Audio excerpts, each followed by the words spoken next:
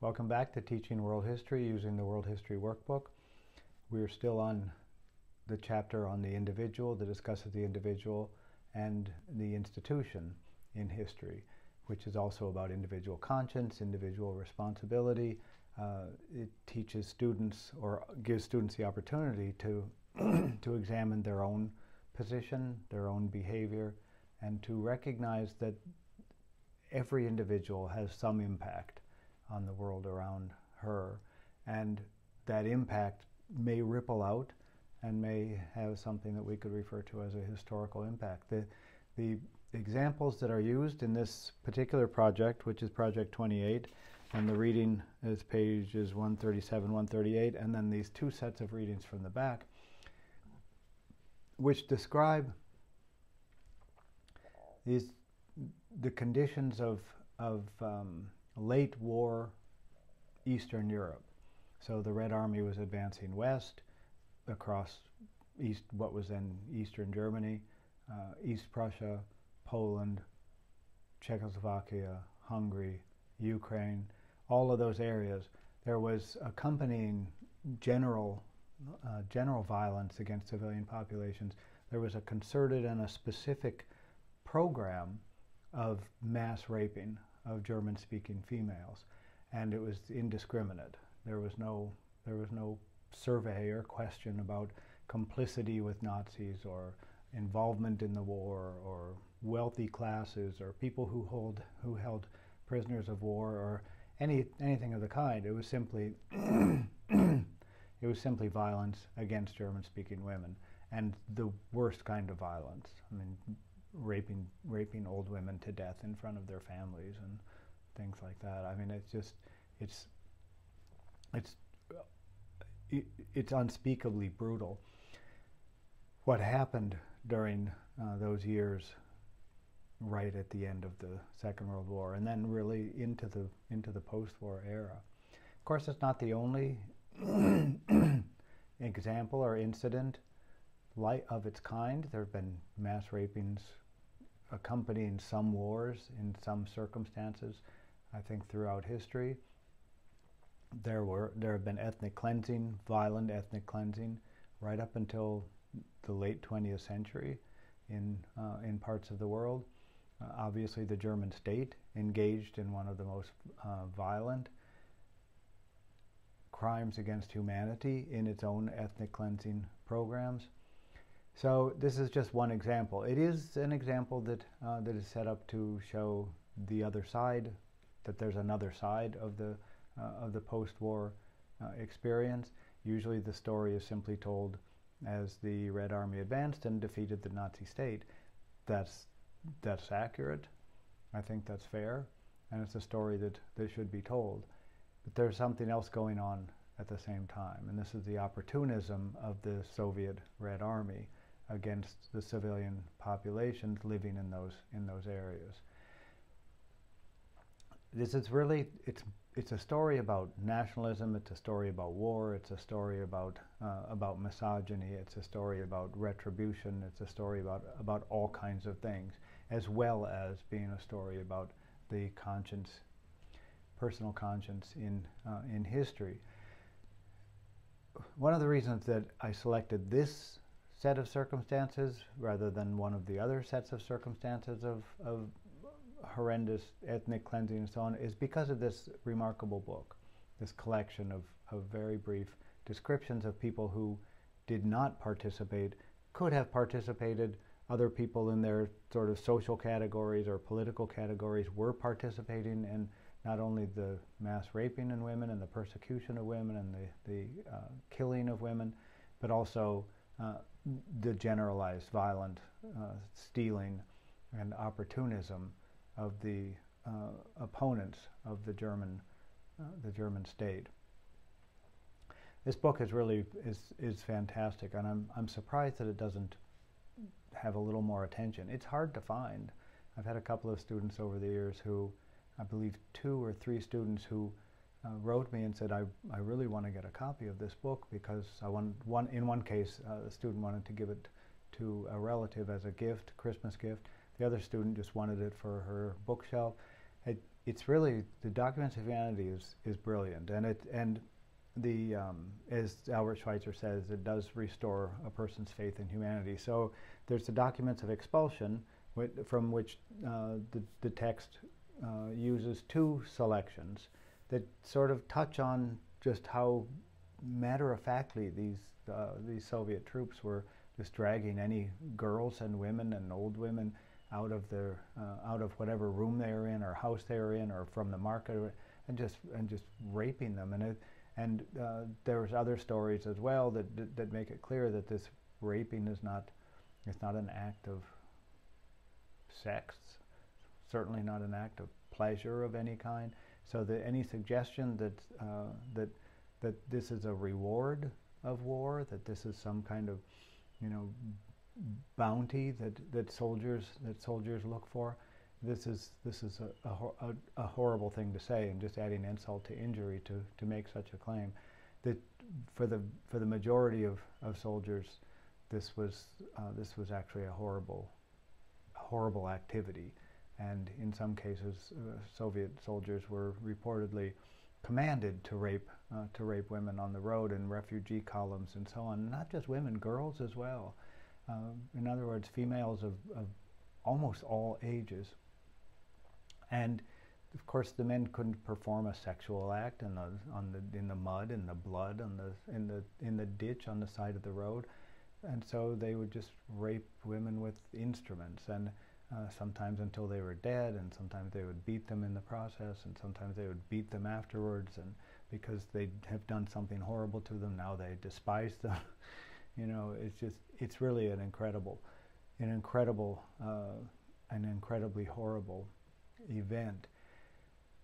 So students need to be careful to not think, well, this is what crazed soldiers do, or this is what soldiers do, male soldiers do, for their reward for fighting, or this is their retribution. This isn't really what was going on. This was a part of a strategy, and the social pressure and the institutional pressure, and in some cases the command, sometimes a direct command, sometimes an indirect command, I think pressured many soldiers who participated in these acts to participate in these acts. The Documents of Humanity is quite small. The Documents of Expulsion, which include these testimonies about these, mostly about the mass rapings, but also about all kinds of refugees' experiences. Documents of Expulsion are enormous. If you stack them up, they would stand 5 feet tall or something. The Documents of Humanity is very slender. That doesn't mean that it's comprehensive. It's not. But I think that this is kind of representative of the circumstance. So there are 4 brief excerpts from the Documents of Humanity, and they're all 4 wonderful. I think the last one about the handsome man on the train station who helps bring some people together to make a pot of soup, and he says, "We're the ones who are civilized." I think it's my favorite story in the book. It's my favorite story to teach. This man is a hero, and he did nothing except bring some people together and make a cup of soup with them.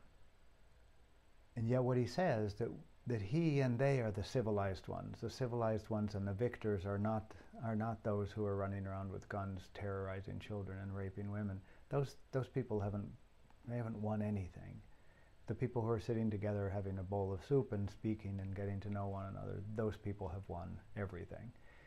It's a wonderful sentiment, and it's a sentiment I think to shoot for.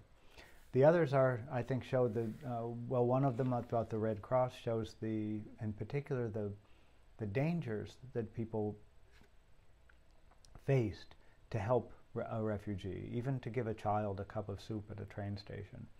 A person risked her life to do that, and they had to come up with special tricks to hide the soup in the bathroom and then signal to some of the refugees who were passing out. They were fainting on the floor of the train station from hunger, and it was forbidden to give them anything, for anyone to help them in any way, even to help them stand again, I think, could have brought an execution. And at the time, life was cheap. I think that it wouldn't have been much of a surprise if some police or soldier had taken a person out and executed her or him for helping a stranger. The story of the African-American soldier who helps the old woman to the border, I think, is beautifully instructive in a somewhat different way. What he did appears to be so minor. He gave an old woman a biscuit, and then I think he brought her a cup of coffee, and then he walked with her. That's all he did, and yet it had consequences. It had impact. It affected her. When there was a public notice published for people to bring forward testimonies of people who had helped them during the refugee experience at the end of the war, she did it. She answered that, and she told the story with an old woman. It was important enough to her to do that. And then it was published in this book, and now today we're still telling the story of this African-American soldier. So it was important to her. It was important to her family. He saved her life, but I don't think he necessarily knew that he saved her life. Or she may not have known that he saved her life until she thought about it later on. So I think it's a good example of how a minor character, a minor player, can have a large impact, a greater impact. The questions are on page 139. The project is Project 28. And the first one, what is the contrast in behavior described? And that's pretty clear. This is simply to ensure that students have read the material and don't try to answer without reading. The second one, who are the people who perform some of the acts of charity, and why might this be unexpected? A couple of them had been prisoners of war held by the Germans. The handsome man, I believe, had been a prisoner of war. There's a longer transcript in the German edition of the Documents of Humanity, and the woman who told this story is my impression that she was a woman of some means and possibly had a farm of her own where prisoners of war had worked, and she expected that this Polish man would be angry or resent her or something, and she said that it really changed her life, that he was kind and he was forgiving and he didn't hold grudges against people who. Now, he may have been on a farm where people treated him well or something, but it's still, it was war between these states, and many people saw this as a war between these people, and he was still imprisoned. So that's how it could be unexpected. How is violence against women institutionalized in the events described in two sets of documents? Why did soldiers attack women and girls in particular? You know, over the years I've gotten a variety of answers to this question in the various forms that I've written it. The worst answers are women are weak and this is why they went after women, or because soldiers need rewards from something like that. And some people will say that, but those are ignorant answers, and they're also stupid. People are not thinking this through. Clearly, in fact, it's almost the opposite of.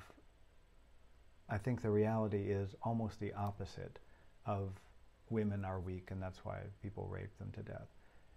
It's almost the other side of that, which is women are symbols of strength and morality and the future and the family and the genetic bloodline, which was very important in the perceptions of combatants in the Second World War.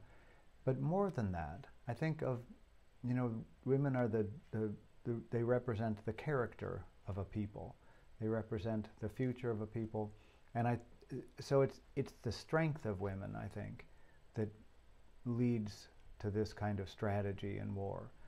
If we can subjugate, brutalize, torment the women, then we can subjugate, brutalize, and torment all of the people. Not that it's excusable to do those things to men, but I think that it has a different quality. And clearly there's a reason why they chose to do this. And they did choose to do this. And in other cases of mass raping as well.